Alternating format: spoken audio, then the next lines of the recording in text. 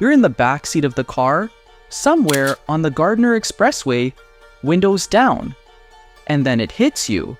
Warm sugar, baking flour, that deep toasted smell of cookies coming out of the oven by the thousand. It rolls right through the car, and for a second the whole family goes quiet. That smell came from one building on the Toronto lakeshore, under a tall red water tower with a triangle on the side. And the name on that triangle belonged to a real man. A man most of us grew up eating and never once pictured. Mr. Christie was not a cartoon. He wasn't dreamed up in a boardroom like Mr. Clean or the Keebler elves. He was a Scottish baker who really lived. And this is the story of how his name outlasted the man, outlasted his company, and in the end, nearly outlasted the word Mr. Ask a Canadian who Mr. Christie was, and most will just shrug. A cookie brand, maybe a little jingle their mom sang in the grocery aisle. Almost nobody knows he stepped off a boat in 1848 with nothing in his pockets and built the biggest bakery the country had ever seen. He was 19 years old, born in a small town in the north of Scotland, trained as a baker back home, and he sailed to Toronto looking for work. His first job paid $4 a month, plus a bed and his meals. He baked bread through the night on Yonge Street, and every morning he loaded it onto a handcart and pushed it up into the little village of Yorkville to sell door to door. Toronto in the 1850s was mud and horses and not much else. This was a teenager with flour on his hands and no connections at all. But the man could bake. In 1858, he entered his biscuits in the big agricultural exhibition, won first prize, and people started to notice. Word spread the way it does in a small city, one happy customer at a time, and soon the little shop couldn't keep up with the orders, so he took over that bakery. He brought in his old employer as a partner, and the firm took both their names, Christie, Brown and Company. Late in the 1860s, they installed steam-powered machinery, and everything changed. The bread cart became a proper factory. By 1874, that factory had swallowed an entire city block in downtown Toronto.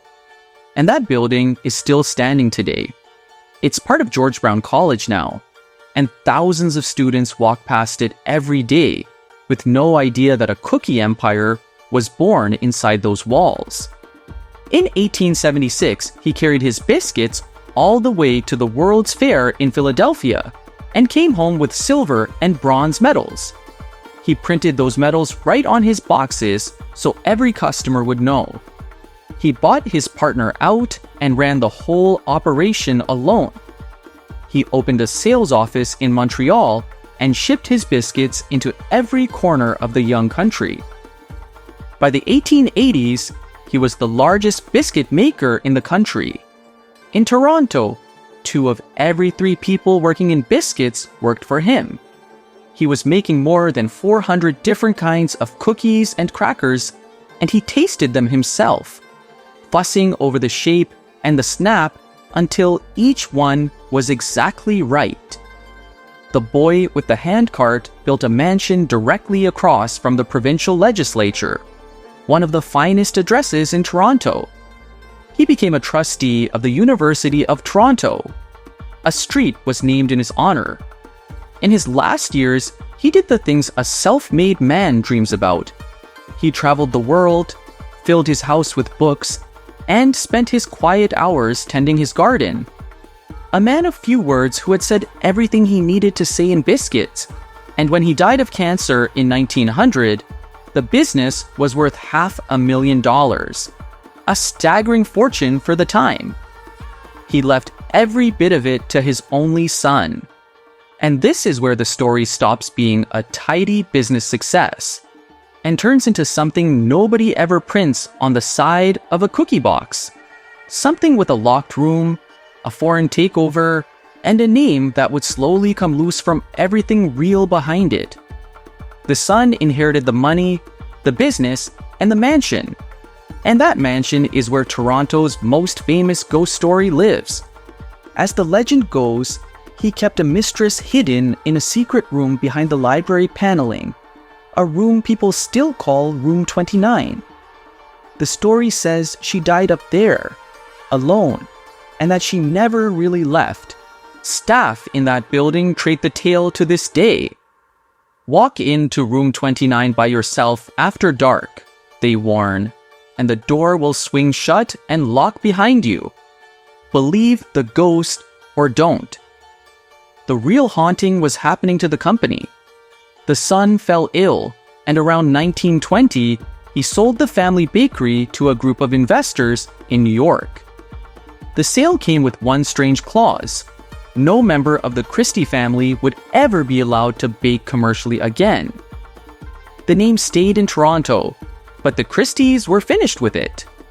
A few years later, the whole thing was folded into a giant American outfit called the National Biscuit Company. You know it as Nabisco. And here the new owners did something quietly brilliant and quietly sad. They kept the dead baker's name and they turned it into a song. Mr. Christie, you make good cookies. 4 little notes that every kid in the country could hum. It played on television and radio for years, until it was less an ad than a fact of Canadian life. You heard it hundreds of times before you ever wondered who Mr. Christie really was. And that was the whole trick. It made the brand feel like a person, a warm grandfather who baked just for you, long after the man himself was in the ground. The cookies you think of as American classics had a Canadian name hiding on the box. In the United States, they were sold as Nabisco. The exact same cookies on Canadian shelves, said Christie. The Oreo, the Chips Ahoy, the Ritz cracker, all of it wore a Scottish Torontonian's name. And sitting right beside those American imports were the ones that felt like ours. The Fudgy O with its soft chocolate middle that you twisted apart. Dad's oatmeal cookies. The Pirate, oatmeal on the outside and peanut butter in the center. Premium Plus saltines in the blue box. Peak Freens, bits and bites poured into a bowl for a long car ride. And the plain little arrowroot biscuit that half the country literally cut its teeth on as babies. If you grew up here, one of these was in your kitchen. It was almost certainly in your grandmother's too. These were lunchbox cookies and after-school cookies. The kind you ate 2 of standing at the counter with a glass of milk and then quietly went back for a third. The new owners poured serious money in. In 1932, they opened a $1 million factory out in Winnipeg, so the baking could sit closer to the prairie wheat. In 1948, they built the big bakery on the Etobicoke Lakeshore, the one that would eventually employ 600 people. That was the oven behind the smell on the Gardiner, and the company played up its Canadian roots every chance it got. From 1990 to 2004, it ran the Mr. Christie's Book Award, the richest prize in the country for children's writers, handing out $45,000 every single year. A cookie company was quietly funding Canadian childhood on 2 fronts at once: the snack in the lunchbox and the book on the nightstand. The first grown-up book a lot of kids ever loved had a little cookie logo stamped on the back. For a long time, it all worked. The name outran the truth. And then the owners started changing hands so fast that nobody could keep track. Nabisco got swallowed by a tobacco company. That got carved up and sold off. In 2000, the whole business landed inside Kraft. And in 2012, Kraft split itself in 2 and dropped its snacks into a brand new company almost nobody had heard of, Mondelez, run out of Chicago. Every time, the cookies stayed right there on the shelf while the ownership drifted further and further from Toronto.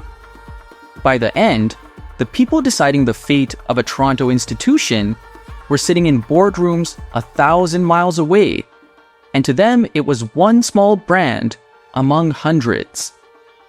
The retreat came one quiet step at a time, slow enough that you could miss it. In 2004, the book award simply ended. Then in 2013 came the one that hurt.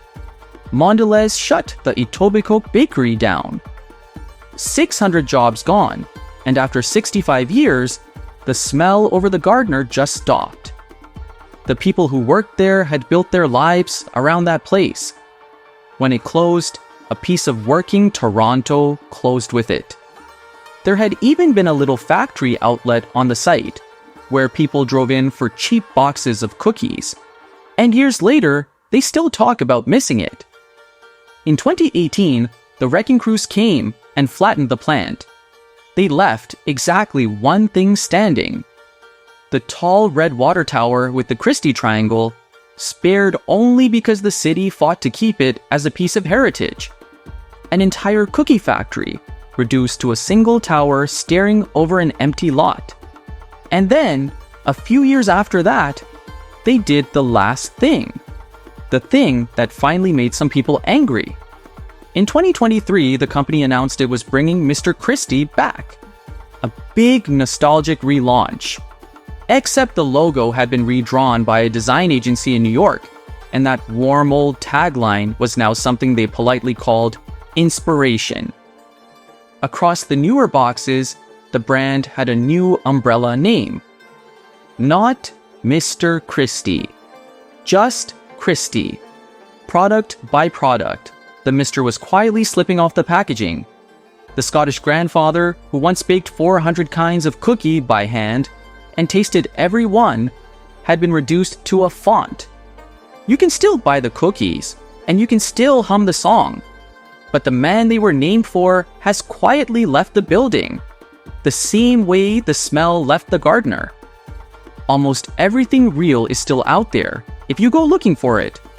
The mansion still stands near Queen's Park, ghost and all. Down on the lakeshore, the water tower is still there, and the cookies are still baked in Ontario, in Scarborough and East York by people who are proud of them. But the man is gone. So is the company he built.